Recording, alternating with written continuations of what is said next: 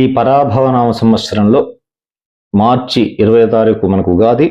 ఆ రోజు నుంచి రాబోయేటువంటి ఉగాది వరకు ఈ కర్కాటక రాశి వారికి ఎలా ఉంటుందో తెలుసుకునే ప్రయత్నం చేద్దాం. ఇందులో పునర్వస్సు 4వ పాదం హి అనే అక్షరము, పుష్యమి 4 పాదములు హూ హే హోడా అనే అక్షరములు, ఆశ్లేష 4 పాదములు డి డు డేడు అనే అక్షరాలు వస్తాయి. వీరికి ఈ సంవత్సరం ఆదాయం 2, ఖర్చు 11, పూజించేవారు 4, అవమానించేవారు 7. అంటే మీకు ఏ విధంగా చూసినప్పటికీ కూడా ఈ రాశి వారికి కాస్త మిశ్రమ కాలము, మధ్యస్థమైనటువంటి కాలం అని చెప్పేసి చెప్పవచ్చు. ఈ రాశి వారందరికీ కూడా ఎక్కువగా ఈ సంవత్సరం ప్రయాణాలు చేయవలసి వస్తూ ఉంటుంది. ప్రయాణాల మూలకంగానే ఎక్కువగా మీకు ధనము కూడా ఖర్చు పెట్టడం జరుగుతుంది. అలాగే ఉద్యోగ విషయంలో ఉన్నటువంటి వారికి ఎక్కువగా స్థానచలనం కలిగేటువంటి అవకాశం కూడా ఉంది. ఆరోగ్య విషయంలో జూన్ 2 నుంచి అక్టోబర్ 31 వరకు చిన్న చిన్న చికాకులు ఉంటాయి. ఇప్పటికే గత సంవత్సరం నుంచి కూడా మీకు ఇబ్బంది పెడుతున్నటువంటి ఈ ఆరోగ్య విషయాలు ఏవైతే ఉన్నాయో, జన్మతో దేహనాశాయ అని చెప్పేసి జన్మరాశిలో వచ్చినటువంటి గురువు కాస్త అనారోగ్యాన్ని ఎక్కువగా ఇస్తూ ఉంటాడు. చాలా జాగ్రత్తగా ఉండాలి. ఆర్థికపరమైనటువంటి విషయాల్లో కేవలము అక్టోబర్ 31 నుంచి జనవరి 24వ తారీఖు వరకు మాత్రము మీకు అనుకూలమైనటువంటి సమయము. ఏదైనా శుభకార్యములు చేపట్టాలనుకున్నటువంటి వారు, అంటే గృహ నిర్మాణం కానీ, గృహప్రవేశము కానీ, వివాహము కానీ, ప్లాట్ కొనడం కానీ, ఏ ముఖ్యమైన విషయమైనా సరే అక్టోబర్ 31 నుంచి జనవరి 24వ తారీఖు లోపల మీరు ఆ కార్యాలు చేసినట్లయితే విజయవంతంగా మీరు వాటిని పూర్తి చేయగలుగుతారు. ఈ మధ్య కాలంలో చేయకపోవడమే ఉత్తమము. ఎక్కువగా మానసిక వేదన ఎక్కువగా ఉంటుంది. ఏది జరగనప్పటికీ కూడా తెలియనటువంటి మానసిక ఆందోళన వెంటబడుతూ ఉంటుంది. ఇంకొకటి ముఖ్యమైన విషయాలు ఏంటంటే స్త్రీ సంబంధమైనటువంటి వివాదాలు ఏర్పడే అవకాశం కూడా ఉంది. ఇది మరోలా భావించవద్దు.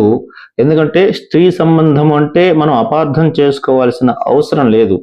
ఎవరైనా కావచ్చు, మేనత్త కావచ్చు, పెద్దమ్మ కావచ్చు, పిన్ని కావచ్చు, ఎవరైనా కావచ్చు. ఇట్లా వాళ్ళ ద్వారా కూడా మనకు కొన్ని ఇబ్బందులు కలిగేటువంటి అవకాశం ఉంది. కాబట్టి జాగ్రత్తగా ఉండాలి.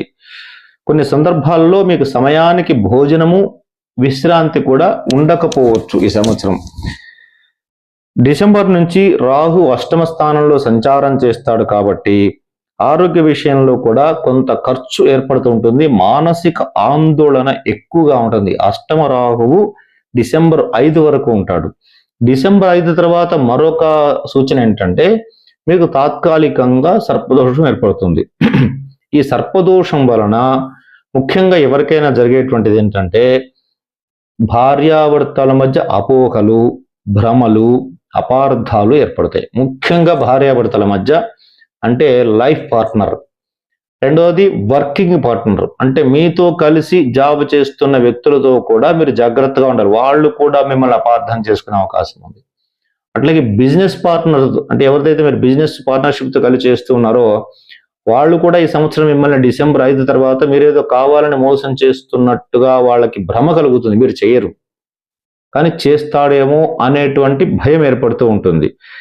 కొన్ని ఖరీదైన వస్తువులు కూడా పోగొట్టుకునేటువంటి అవకాశం ఉంది. ముఖ్యంగా ఆరోగ్య విషయంలో శ్వాస సంబంధమైనటువంటి సమస్యలు రాకుండా చూసుకోవాలి. అట్లాగే నేత్ర సంబంధమైన, అంటే కంటి సంబంధమైన విషయాల్లో కూడా జాగ్రత్తగా ఉండాలి. ప్రతి నిమిషం కూడా, అంటే భార్యా పిల్లలతో కూడా చాలా జాగ్రత్తగా ఆచితూచి మాట్లాడవలసినటువంటి సమయం ఈ సంవత్సరం. అది కూడా డిసెంబర్ 5 వరకు. డిసెంబర్ 5 తర్వాత మౌనేన కలహం నాస్తి. మౌనంగా ఉంటే కలహాలే ఉండవు.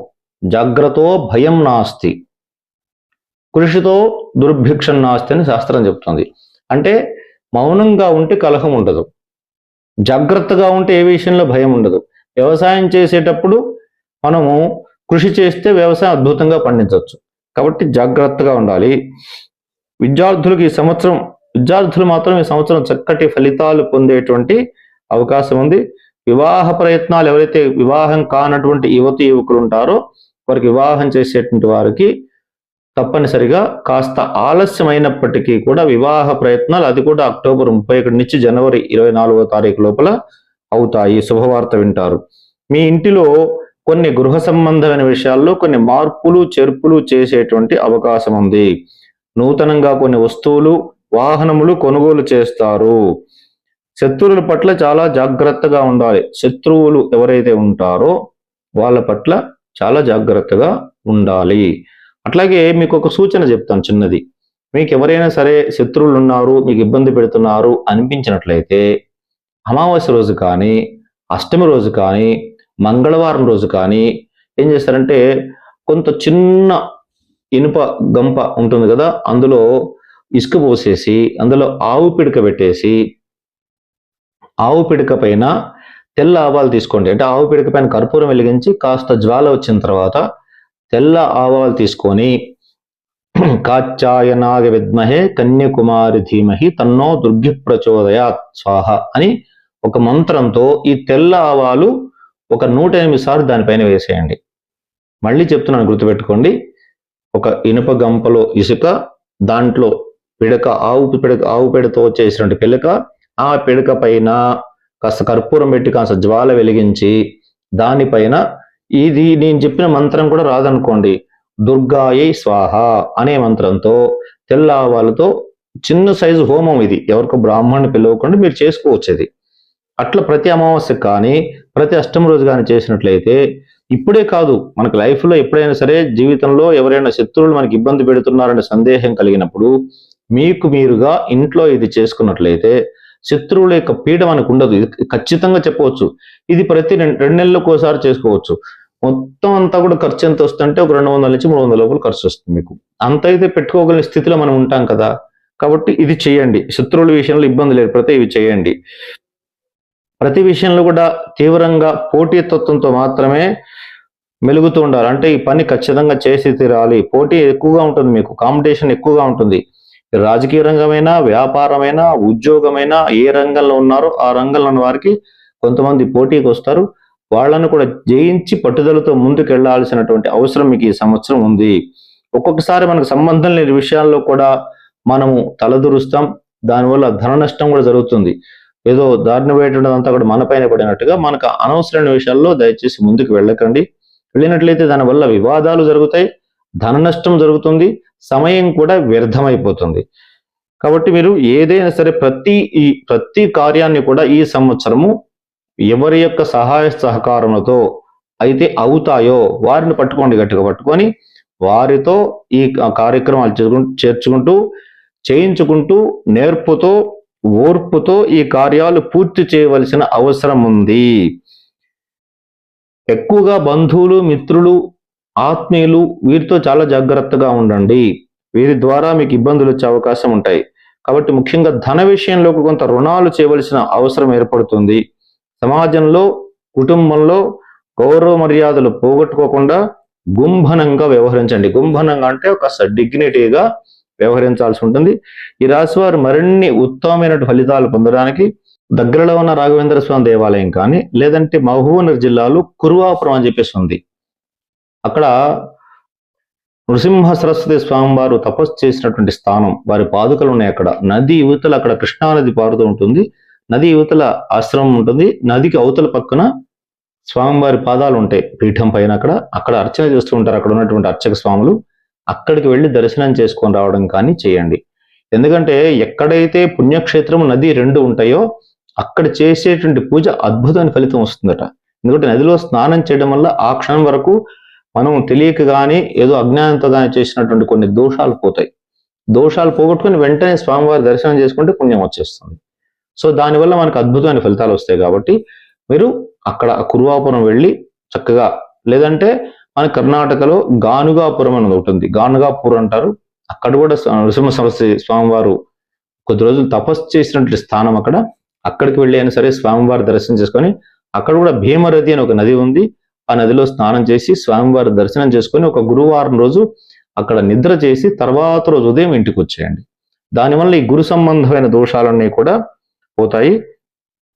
అట్లాగే మీకు ఇంకా చేయాలనిపిస్తే ఒక 21 శనివారములు ఆంజనేయ స్వామి వారికి కూడా ప్రదక్షిణలు చేయండి. ఎందుకంటే మీకు రాశిరీత్యా మీ భాగ్యస్థానంలో శని సంచరిస్తూ ఉన్నాడు. ఆ శని సంచారం వలన కొంచెం తండ్రి విషయంలో, ఆరోగ్య విషయంలో, తండ్రి సంబంధమైన వ్యవహారాల్లో కొన్ని చికాకులు ఏర్పడే అవకాశం ఉంది. అవి లేకుండా ఉండడం కోసం ఆంజనేయ స్వామి వారికి కూడా ప్రదక్షిణాలు చేయడం చాలా మంచిది. మరొక సూచన ఏంటంటే మీకు దగ్గరలో ఉన్నటువంటి నాగదేవత విగ్రహాలు ఉంటాయి ప్రతి దేవాలయంలో, అక్కడ కూడా ప్రదక్షిణ చేయండి. ఒక 21 రోజులు 21 ప్రదక్షిణాలు చేయండి. ఈ 3 పనులు చేయండి, ఈ 3 పూజలు చేయండి, చాలా బాగుంటుంది. ఈ రాశి వారికి ఎప్పుడూ కూడా అదృష్ట వారములు గురువారము, ఆదివారము, సోమవారము, మంగళవారము, ఈ 4 వారములు అదృష్ట వారములు. అదృష్ట దిశ వచ్చేసి తూర్పు కానీ ఉత్తరం కానీ. అదృష్ట రత్నం వచ్చేసి ముత్యము, పగడము. ముత్యమైతే ఈ ఉంగరం వేలు అంటాం, ఈ వేలిని ఈ వేలికి ధరించాలి. ఈ వేలికి కనకపుష్యరాగం ధరించాలి. పగడం కాదు, సారీ, కనకపుష్యరాగం ధరించాలి ఈ వేలికి. కాబట్టి కనకపుష్యరాగం ఈ వేలికి ముత్యము. ఇది కూడా కేవలం రాశిని ఆధారం చేసుకొని చెప్పడం జరుగుతుంది. మీరు వ్యక్తిగత జాతకం చూసి మీకు దగ్గర ఉన్న జ్యోతిష్యులకి వెళ్ళినట్టయితే వాళ్ళు ఇంకేదైనా సూచిస్తే ఆ రత్నం కూడా పాటించటం, దానివల్ల శుభం జరగడం జరుగుతుంది. శుభం.